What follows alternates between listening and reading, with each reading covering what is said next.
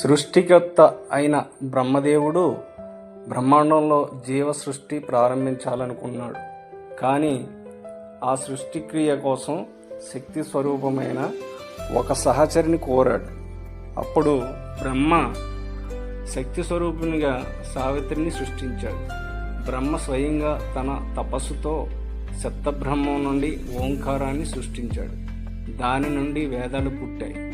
ఆ వేదాల నుండి వెలసిన శక్తి సావిత్రి అనగా సరస్వతి. ఆమె జ్ఞాన స్వరూపిణిగా సరస్వతిగా పరిగణించబడుతుంది. బ్రహ్మదేవుడు సరస్వతిని చూసి ఆమె సౌందర్యానికి ఆకర్షితుడవుతాడు. ఆమె కదులుతుండగా బ్రహ్మ ఆమెను చూడడానికి ఒక ముఖంతో కుదరలేదు. 4 దిక్కుల్లోని సరస్వతిని చూడడానికి అతనికి 4 ముఖాలు వచ్చాయి. శివుని ఆదేశంతో బ్రహ్మ సృష్టిని ప్రారంభించేందుకు సరస్వతితో వివాహం చేసుకున్నాడు.